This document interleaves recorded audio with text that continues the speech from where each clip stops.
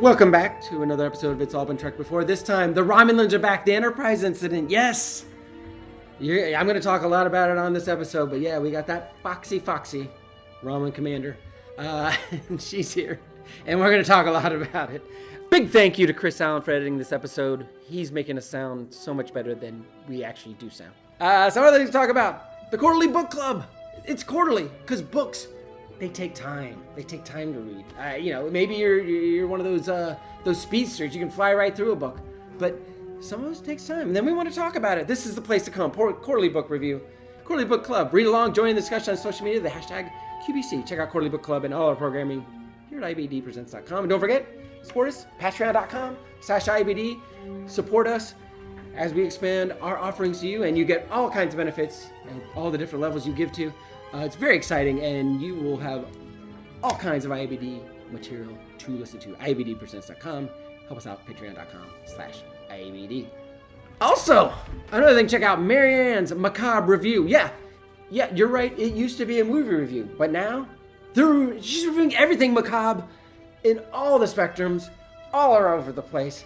She's expanded. Movies too limited. There's too much macabre out there to look at to limit to movies. So, please check out the thrills, chills, as she asks what makes good horror. Marianne's Macabre Review. You know what's not macabre? The Romulans. I guess they can be, but not the Romulan Commander. We're going to listen to me talk a lot about it, and we're going to talk about everything else in this episode. The Enterprise incident on It's All Been Trek Before. Welcome out to another episode of It's All Been Trek Before. Most of your regulars are here. This is Steven. Mostly Keith. Mostly Keith. And Jimmy-Jerome. We are here to talk about the best episode of Season 3 so far. Oh, undoubtedly. Yep. Easily. Yeah, let's just do the episode ranking right now. Better or worse than Spock's brain? Better. Yeah. You sure? Yeah. Want to think about it? Want to discuss it at all? The Enterprise incident. Honestly, I was thinking that, it's certainly this is good for comedic effect, but honestly, I thought it was better than some of the episodes we've seen in earlier seasons as well. Oh, sure. Yeah. So No, it wasn't a bad episode. Yeah. I've always liked this episode a lot. Did not disappoint me. I was going to say, I don't think it was quite as good as I was hoping for. Yeah. I've seen it before. Sure. Most of my notes are things that didn't make sense to me. There are some issues. There's a lot to unpack here. That's for sure.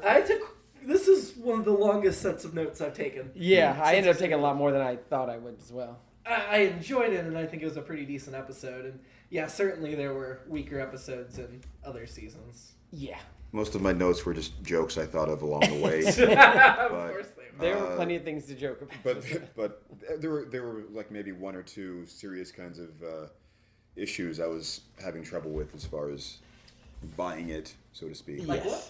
Well, the biggest one was like right at the end or near the end, just being able to lift off the cloaking device and carry it with him. And it was so separate. It wasn't even wired in, and the other guy other guy being Scotty, of course. How... The only thing it was missing was a sign that said, "This is the cloaking device." With a standard outlet. Right.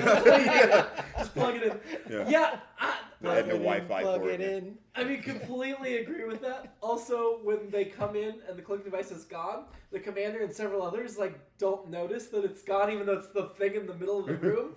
To the point where somebody's like, "Look, it's gone," and then they're like, "Oh." They spent so much time perfecting the cloaking device that they didn't work on perfecting how to have some kind of sensor like, "Oh, somebody's taking the cloaking device." Yeah, clearly they don't understand modern. No, who would show up and take it, bro? Right. They're out there. Yeah. Why weren't they using the cloaking device to begin with?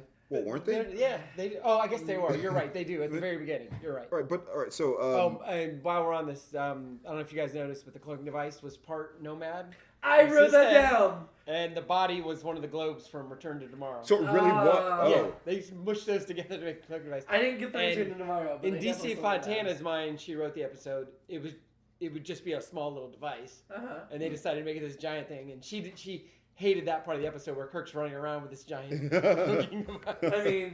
Yeah. She had some other issues too, but we'll get into those. It didn't look like it weighed very much, though. No, it did not. It is hard to imagine how complicated it would have to be, or how big it would have to be, how it would look, how do you make something like that. And I mean, that's what's hard for me to really get in there and dig in and say this is unrealistic because right. You know, how do you know? It's almost like DC Fontana's thinking was that thing we rag on these guys about all the time is like not recognizing that in the future things will be a certain way. And in my mind, she realized no, things will get smaller. And all that stuff. But Roddenberry's like, no. I shouldn't blame Roddenberry. I don't know. Yeah, Roddenberry wasn't involved. Yeah, it was somebody. Yeah, it Fred Freiberger or whatever.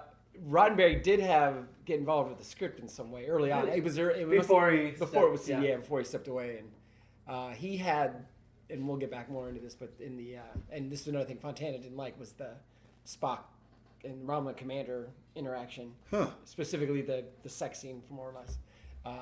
Roddenberry had Spock raining kisses upon her. They didn't do that. And not only did DC Fontana not like it, but Nimoy and Joanne Linville were like, no, like that's not the way. We don't think that's the way these two would work. And and they were right. Absolutely. It was the tension between them and the slow. Yeah. Bad music aside. Right. Well, we knew we'd have that. Yeah. Was one of the better parts. I liked it. I mean, I thought overall their relationship is much more interesting than any of the other than maybe Kirk and Edith Keeler. Mm-hmm. And maybe there's one or two others. I thought theirs was more interesting and richer and more, for lack of a better term, realistic and believable. That they had some connection, obviously. This was the first serious love interest I bought for Spock. I didn't like the Side of Paradise thing. Was that the flower one? Yes, the spores. I like this one. Was I love the much spore more music. believable. I wanted to believe that one, but they just didn't give us enough. No. But this one, I bought it. Totally.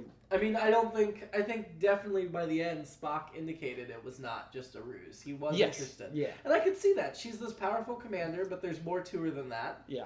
She was a little gullible, but more than a little gullible. And I was trying to wrap my head around that if it was her just being like, it was her own chutzpah of, I'm a Romulan Commander. I can, if this was a trick, I'd know about it. But that was one of the I think that was another complaint. I don't know if it was one DC Fontana had or somebody else. I think it was DC Fontana had. Yeah, you had to buy into that she would fall for that. And she said she didn't think a Romulan Commander would fall for that. So I do agree with that. That's what I'm saying. Taken in isolation. Yes. Yeah. I was like, you'd be a lot more suspicious. You'd be a lot more cautious. Yeah. You wouldn't just be like, okay, we've spent a day together. I'm going to send you back to the ship and you're one of us now. Yeah, exactly. Yeah. I just got you to change your whole worldview with a couple of flirts. Well, and we've had the thing where lots of people in the galaxy are aware of Kirk and Spock.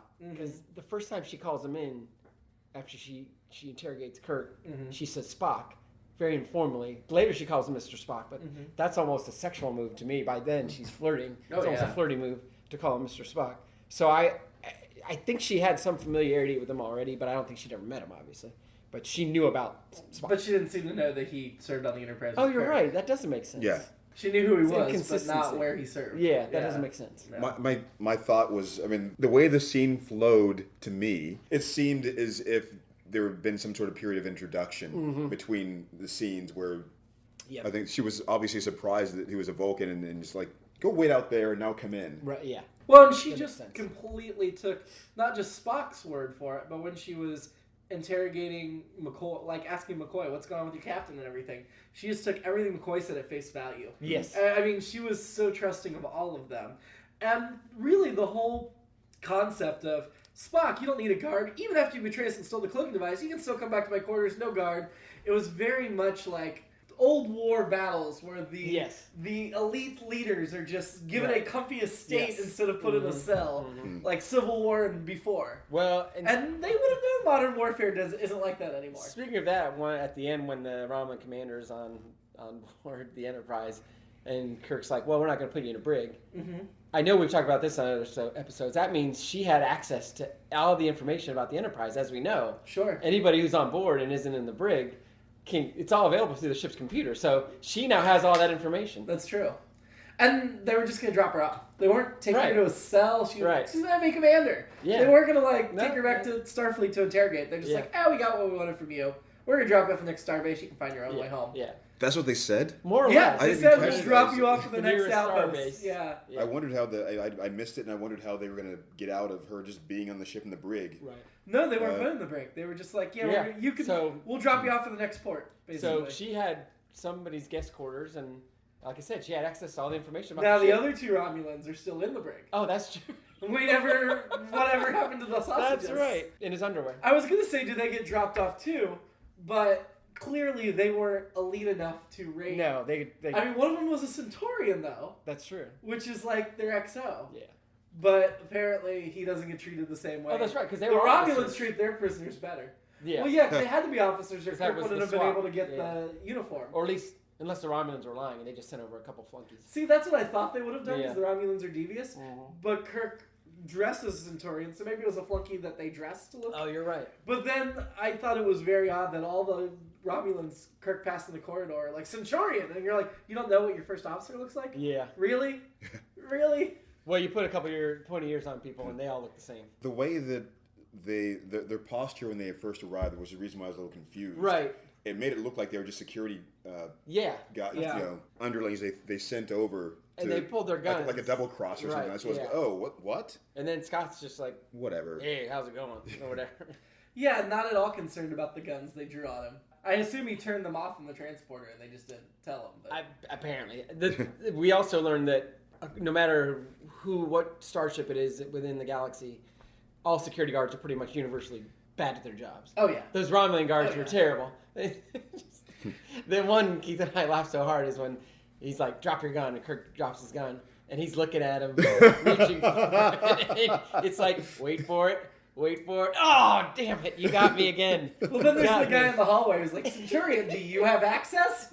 Yes, I do. Okay, then great, I'm by. You know what I mean? Like, I don't know if you should be here or not. I'm just going to ask you. Hey, you're going to tell me the truth. It's that simple. You darken Kirk's hair and put pointy ears on him and dress him up. He's a Centurion. Well, that actually makes sense. That ties into the joke that I put in earlier about the when she was introducing the forbidden hallway. There's just a guy standing there. And I said, what I thought was that he's not really a guard. He doesn't have access. He's just waiting. Yeah. He's waiting for someone to get him.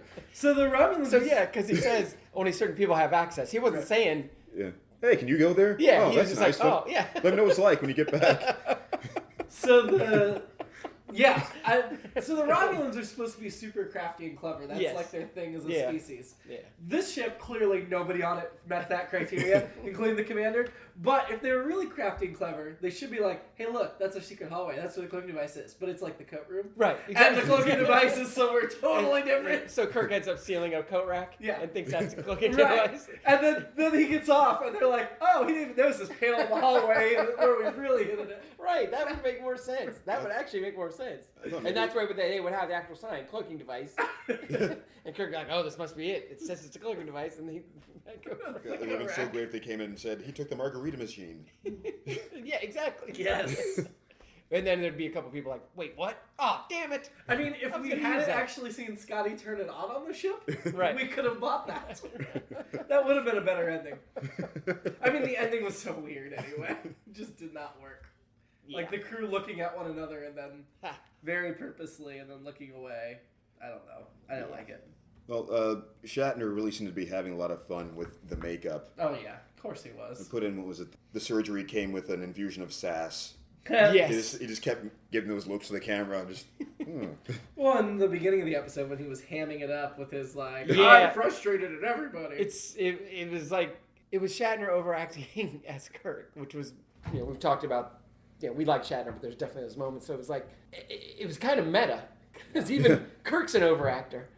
It reminded me of... not believable. The first thing I wrote was during that cold open reminded me of the Jesse Plemons thing from Black Mirror. When he came onto the bridge, he was just taking out on everybody. Oh, like, yeah. You're telling me you can't do this thing? Yeah. I mean, Kirk trusts his crew pretty well right now. There wasn't any reason to keep them in the dark. At least pull the bridge crew aside. Right. Somebody. Mr. Scott, here's the thing. Yeah. Here's what's going on. It was just Kirk and Spock, and then McCoy seemed to not know till he beamed over. Yes. So while he was examining Kirk, he's like, okay, guards, you wait outside. Okay, Kirk. Now, Kirk, fill me in. Whatever. Yeah, I guess he was supposed to have been clever enough to have put it together at that point somehow. Right. But he even makes the comment, I didn't know until I beamed over there that this was a trick. Well, that's what I mean, being there on the ship with him somehow during the examination. He was like, oh, I get what he's doing now. You're perfectly normal. And then Chapel just walks in because McCoy's like, I just told everybody to stay out of here. And Chapel's like, well, that doesn't apply to me. I'm your best. Right. And then when they bring Scotty down, Scotty like walks and he's right there. Right, and I really wanted a crewman walking by in the hallway to be like, what? Did he do actual surgery on Kirk, or is that just The ears, yeah. cosmetic? No, it was Or I guess. Yeah, Well, cosmetic technically that's what. Yeah. plastic surgery. Yeah. Speaking of reaction shots that we actually did get, when Kirk runs into the force field and falls back, the Romulan guard looking in at him is like, the expression on his face was like, are you freaking crazy? Like, you should know better. Like, it was very much an expression of, what the hell? I loved it. My favorite facial expression. Damn, I missed it. The overacting segment. Yeah. He actually made a precursor to the Khan face. Yeah. During the I will kill you. Like, God! And just the... Well, I like the scene where he goes to attack him right before the Vulcan death grip. And Shatner or Kirk just looks like he's in a drunken phase or whatever. And I love that that's in the DVD menu. The death grip. Yeah. So I was seeing that out of context, Yes. wondering what the hell is going on there, and then I saw what was actually happening. He just like runs into his hand, like. And that's another one of those. I feel like the Romulans would know whether there was such a thing as a Vulcan death grip. Yeah. That's another one. Well, so, I had to first of all, Spock said it was a Vulcan death grip, which gets into the thing where they're like, Vulcans don't lie, right? Right. Nope, we don't lie. Okay, then we're taking everything you say at face value. I mean, it's definitely a myth that the Vulcans have let everybody believe. I mean, Yeah. as we see in later spin-offs, they realize, hey, that's not true. You guys are lying about not being able to lie. But at this point, and they make mention of that later, but at this point, like, everybody believes it. So as a species, they've done this huge myth that we just don't lie. And I feel like even coming out of this episode, they could just be like, well, Spock's half human, so it was his human half that lied. But how they get away with it for so long, they've convinced everybody they don't lie, when, I mean, clearly they do. Spock lied in this episode multiple times. Yeah. I have a everything I need to know about life I learned from Star Trek poster upstairs, and on it, Vulcans do not lie is on there, and there is no such thing as a Vulcan death grip. Which is funny, because the fact there's no such thing proves that Vulcans lie, so the poster contradicts itself. Oh, you're right, yeah. I like that. What is the all right? So, what was the purpose of the Romulan commander not having a name? What was? Yeah. what was Yeah, the Ben last- Stiller Romulan has a name. His name was Tal. Yeah. Jack Donner. But yeah, it just says Romulan Commander. Yeah, and she says, do you want to know my says first here. name? As if we'd already heard her last name. Right. Right. Okay, so so you hadn't heard her last name. No, she's just Romulan Commander. Interesting. I feel like there's a series of scenes that we don't see. Like you were talking about. That's funny. That earlier part. So it's like, they'll just have to go with it. Maybe they cut some things. Maybe, that's possible. So the Romulan that is named Tal is played by Jack Donner, who has a few interesting credits, including in Stigmata. He's the priest. But Star Trek is what he's fourth best known for, even though he's got 115 credits. Oh, wow. He was in several episodes of The Guest Book, that new show. Oh. Sitcom. You watched it, didn't you? I didn't get to see it, but on okay. TBS, yeah. I watched all of it. Oh, cool. I did too. Yeah. Like my second to last note was, how's that sub commander not Ben Stiller? Nope, Jack Donner. No relation. It was actually Jerry Stiller. So the Klingon ships that are in it, Yes. this is the first time we see Klingon ships. And they'd already... It is? Yeah. We didn't see him I think before so. this? I don't think so. At least that's what I read was... Okay. Or they were this particular style or whatever. Can you explain the context? I sort of zoned out on that at the beginning. So they explained away that the Romulans had somehow acquired Klingon ships. Spock's like, oh yes, I'm seeing reports that the Romulans have acquired And in Klingon the ships. space shot that we saw one ship that we knew would be Romulan, traditional Romulan, and two that were Klingon ships that had the Romulan bird of prey painted on the bottom the way the Romulan ships. And I think those might just be the remastered versions, because the story of the original is one, they had these Klingon ships. They're like, screw it, let's use them. And then the story about the bird of prey is that, so the guy that created that model for Balance of Terror, I guess he technically wasn't part of the props union or whatever it was, or the properties union. So there was a whole hullabaloo about it. So he wasn't going to get credit for it and all this stuff. So the guy got mad and just went out and smashed it in his backyard into pieces. No. The whole model. So that's the other reason they couldn't use it. So they used the Klingon ships. Yeah. Yeah. So in canon, their Romulans and the Klingons have a brief alliance that falls apart relatively quickly. yes. And that's why they shared ships and cloaking technology. Because we knew the Klingons had cloaking technology. Yes. And that's the thing about the cloaking technology that I guess I never got until right now. Because, like Enterprise, we see cloaked ships. And that's like 100 years before this. Discovery, it's a big plot point that there's a cloaking device. The Klingons have it now, and we need to get around it. Yeah. Whereas this period, all of a sudden there's a cloaking device again. And the way I read into it, I could be wrong, but they just keep developing new cloaking devices. And then they keep figuring out ways to see through them. Yes. And so this is just the latest that, hey, we haven't broken this one yet. So we need to steal it so we can break it like we have the other ones. Yeah, and they kind of hint here that, they're just... And it is that whole... Spock says military secrets are the most fleeting or whatever. So it is that thing of constantly refining and making a better, bigger and better one. But like the next gen, they just we got a treaty. Only Romulans and Klingons can have cloaking devices. Federation promises not to make one. Which is their way around of, it's been 100 years and we still don't have a cloaking device. Well, the Romulans aren't in the films, are they? That I can remember? The first 6 films? I don't think so. And by next gen, the Romulan ship has a complete redesign. Looks nothing like the original series one. And I wrote down, I was always, for whatever reason, I feel like I've always been more interested in the Romulans than the Klingons. I know the Klingons are the bad guys or whatever, but and maybe it's because of Joanne Linville, I don't know. But I've always been more interested in the Romulans. I don't know. I feel like the Klingon stories are usually better. And maybe original series. A lot of the late movies, like Nemesis and stuff, there's Romulan stuff in it, and I don't find that as interesting. Yeah, maybe original series I find them more interesting, because Errand of Mercy is a great episode. Yeah. And the Klingons are in, but the other ones... Yeah, Balance of Terror is a really good episode. Yeah, and I like this episode. And Day of the Dove isn't one of my favorites either. No. It's coming up. I can see that from the 60s episodes, the Romulans, I can see that. And actually, I was reading, and I forgot, I used to have... there were a couple novels later that involved the Romulan Commander. Really? Price of the Phoenix, and there was a second one that also was something of the Phoenix. Is she still a Romulan Commander? Yeah. Huh. And so after she got back to the Romulan Empire, they're like, sure, have your ship back? Something like that. I don't feel like the Romulans would be that forgiving. Yeah, Your cloaking device got stolen and you were kidnapped, but sure, you can still be a commander. Yeah, I read them 40 years ago, so I don't remember what happened. And I didn't research enough to see, but... I remember they were both good books. That much I remember, or at least I really liked them at the time. Now, the Romulan Bridge was clearly just a redressed Enterprise set, right? Yes. Yeah. Okay. Yeah. It had that same grating in the background that so many of the Enterprise rooms have. Yeah, he just looked like he was sitting at a desk. Now, the Romulan corridors weren't Enterprise corridors because Enterprise corridors are curved, and they were straight. Oh, yeah. But the Romulan Bridge was definitely... like an Enterprise engineering room or something that they redressed. I like the Romulan Commander's comfy chair a lot. Yeah. I want one of those. Yeah, that looked very relaxing. Oh, yeah. I said that she has a bright future as a chair model. I mean, it made that chair seem like I want one of those things. Just all the various drapings and the spin at the beginning. That was amazing. I don't know if they've established this in Star Trek before. I was trying to remember. That humans, she calls them Terrans interchangeably with humans. Oh, yeah. Which is definitely something they do in other Star Trek, but I wasn't sure if we'd heard humans called Terrans yet. Because Earth is known as Terra. Yeah. Yeah, I don't know if I've heard that in the series. I started thinking about that recently because it was that was the term they were using in Guardians of the Galaxy. Mm-hmm. Terra firma. Oh, yeah.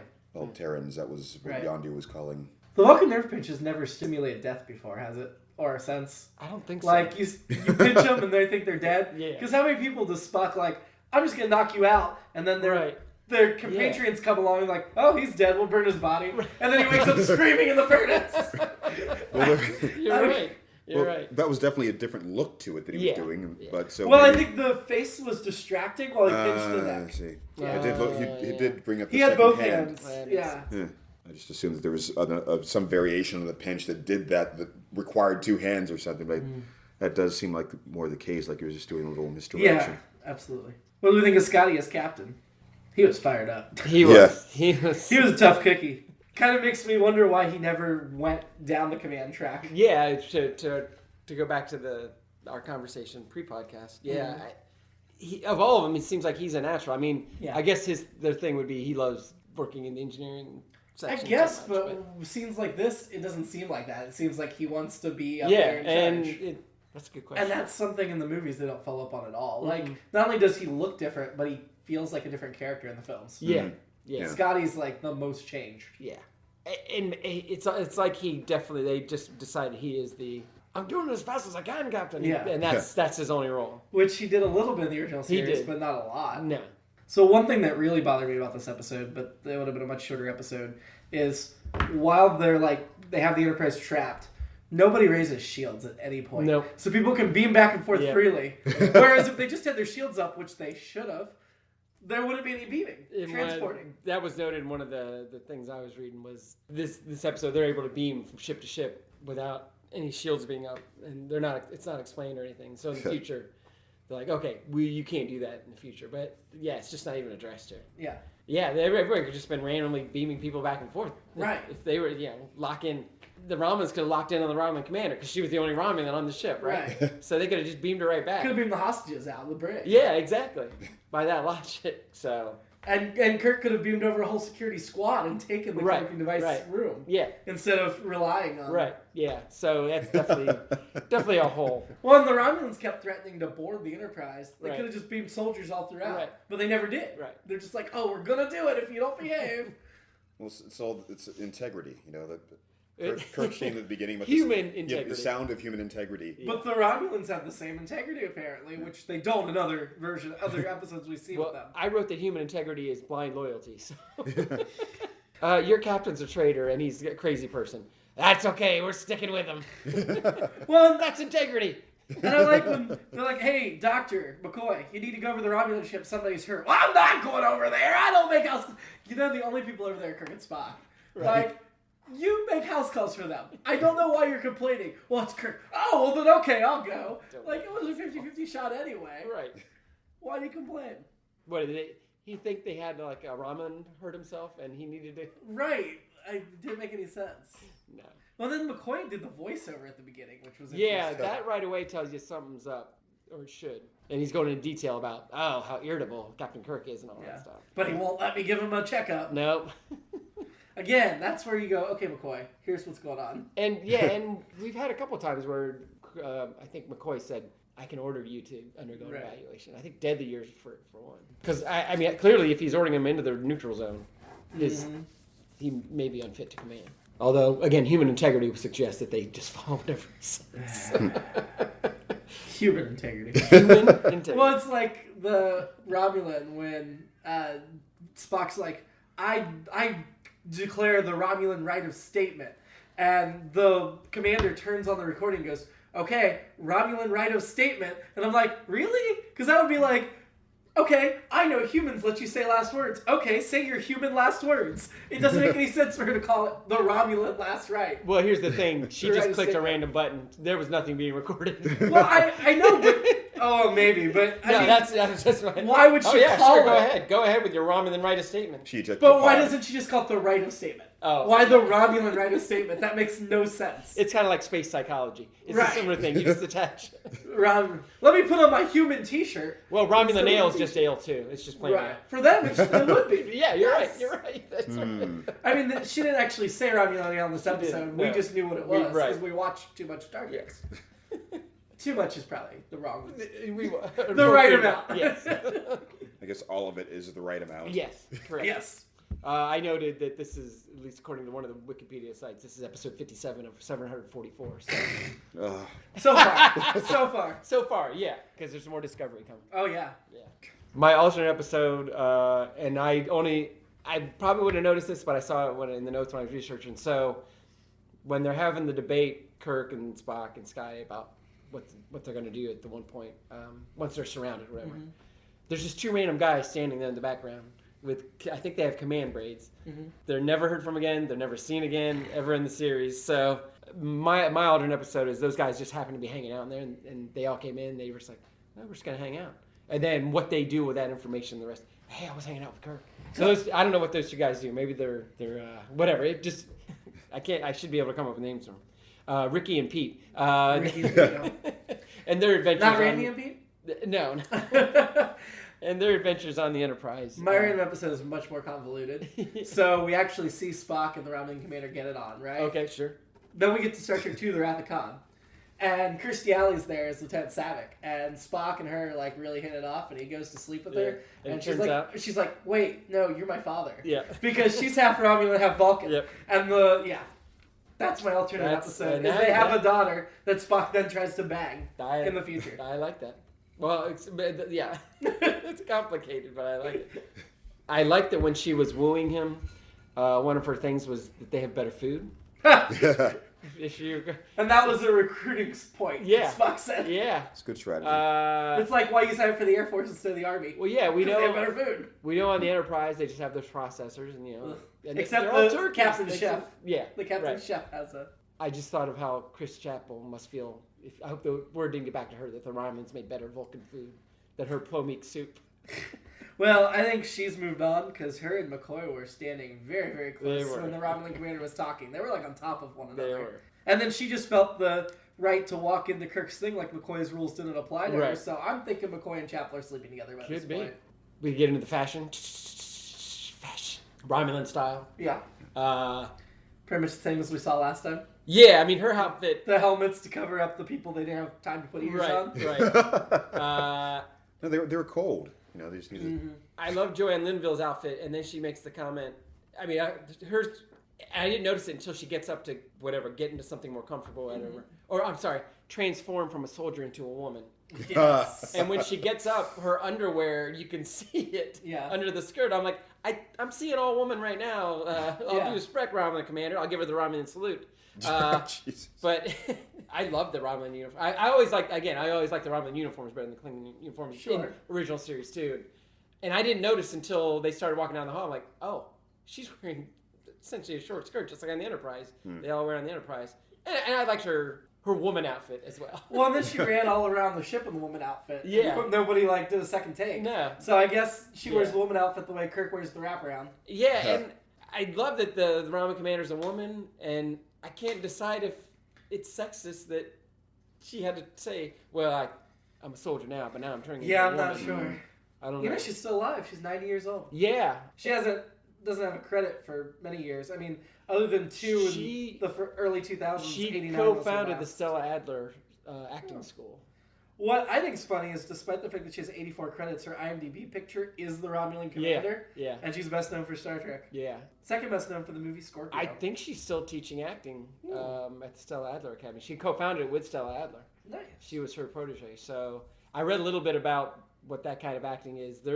It's kind of going away from method acting and more into, okay, you're playing somebody who's equestrian, so then you need to go and find out what equestrians do. You don't necessarily need to do what they do, but you need to know. And so you can think about that. And their thinking was not everybody can play every role. Yeah. That's why you need to look in, research and all that kind of stuff. So it's I didn't realize she had taught all that, but. She also teach people how not to notice when Spock puts away a phone really quickly in front of her. I noticed besides the Klingon ships, they were also carrying the Klingon disruptors. Yes. Yep.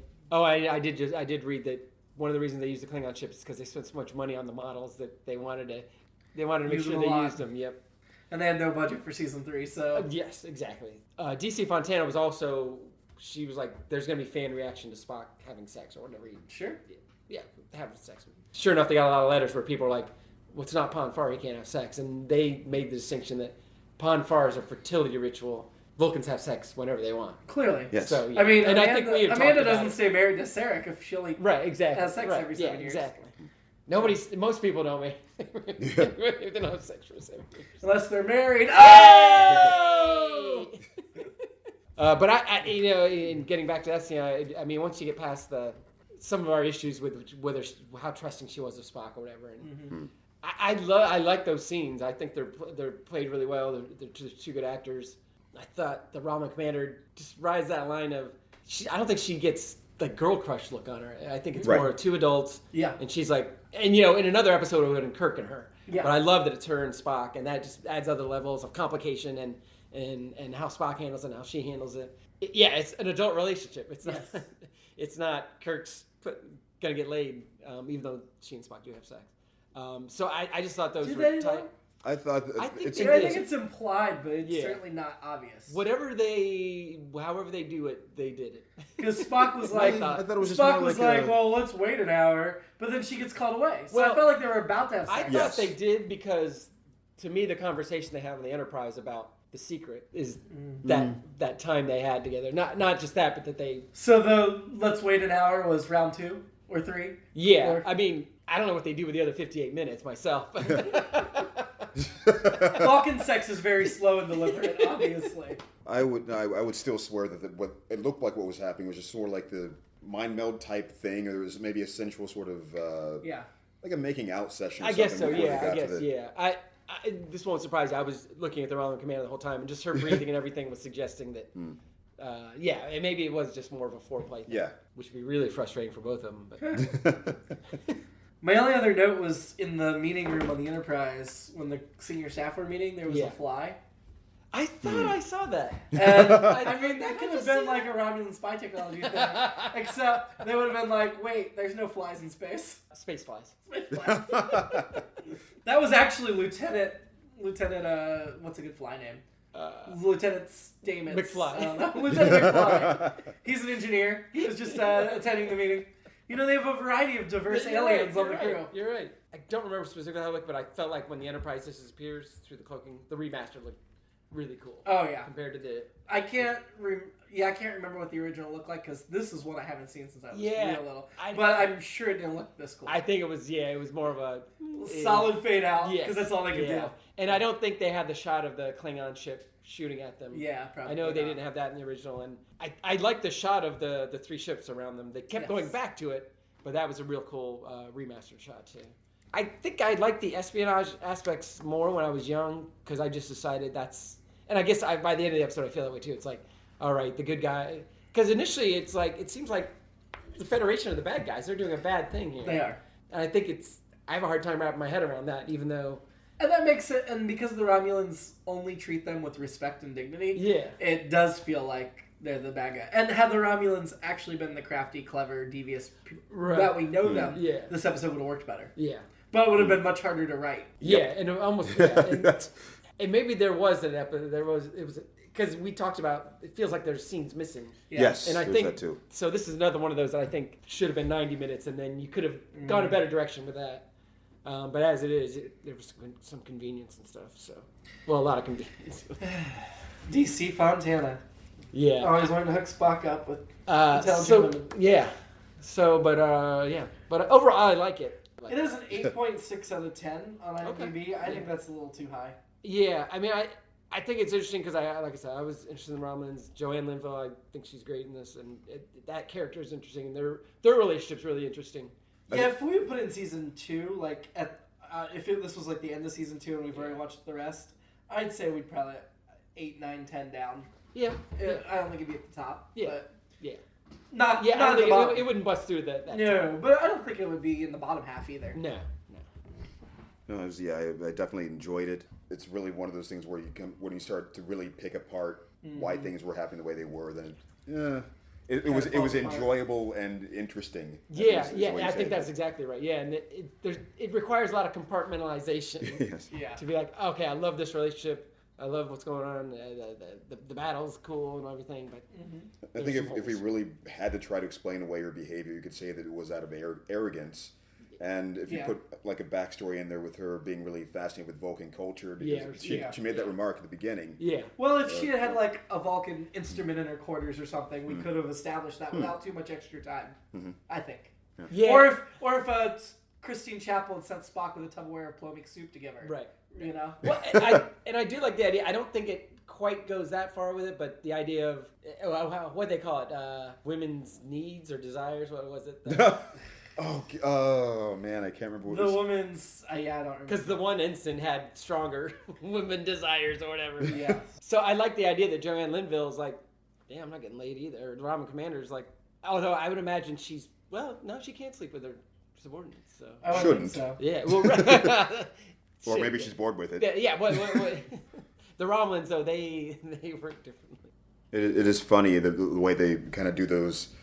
They kind of balance themselves out in certain ways. Like this attitude is sexist, but for this time period, this Right, is actually progressive. Right. And Well, and that's my thought. Is like, did they make her Did the Romulan Commander have to be a woman so they could get away with it? Is that the idea? That is- Well, woman screwed up. Woman Romulans, they screw up. But although they defeated a male Romulan Commander too. The other thing that's kind of remarkable about this for the 60s is Joanna Linville was 40 years old Yeah. when she did this episode. I was thinking that too. When I researched that too, I was like, oh wow, and she looks great. I mean, no. I'm totally in the bag for her. So Absolutely. she's one of when. So she's going to replace morgue feeding men? Yes. Yes. Oh yeah. Yes. She definitely She does. replaces my morgue blue-green. Does she replace your crew woman walking past the screen? I'm afraid so. So now we're gonna have to fight over her. No, it's I think she can handle all three of us. Yeah, I think. I did appreciate that she had this very powerful presence. Mm-hmm. Yes. In pretty much all the scenes. They didn't introduce her with the soft focus or weird lighting. Yes. It wasn't until much later in the episode when she was actually, this is a romantic scene. This is appropriate to kind of do something. It was the idea when she turns around, it's a woman. It's like, oh, there's a woman in charge. What? Yeah, I think Perhaps too. Again, the voice in the great chair. Oh yeah. Yep. Oh, I had one. At the end, wondering how they're going to get out of it. I thought if this were a Joss Whedon show, she'd be part of the crew in a few episodes, or at least by the end of the season. Then she would date Xander. I mean, or something like that. Yeah. This makes me want to go look up the price of the Phoenix and that other novel that used her, the Romulan Commander. Sure. So maybe I'll gave her her name. Yes, yeah. I'm pretty sure they did, but maybe they didn't give her a first name because she had first to name was Savick Senior, which is why you should have known Savick was his daughter. I'm just kidding. I thought Savick's not his daughter. I just thought she was telling what the password was. So next week, the Paradise Syndrome. Trapped on a planet whose inhabitants are descended from Northwest American Indians, because we have another one of those Earth planets. Kirk loses his memory and is proclaimed a god, while the crippled Enterprise races back to the planet before it is destroyed by an asteroid. Lots going on. This is an interesting episode. The second one in a row that there's a major female guest star whose IMDb picture is the character from Star Trek. Oh, yeah. Mirror-to-Me, played by Sabrina Sharp. Oh, yeah, yeah. And second episode in a row written by a woman. Margaret Arman wrote the episode, which, again, we're talking about progressivism in the 1960s. That's pretty cool. She wrote 3 Star Trek episodes. We've already seen one of them, The Gamesters of Triskelion. Yeah. Oh, okay. So don't get your hopes up about the Paradise Syndrome.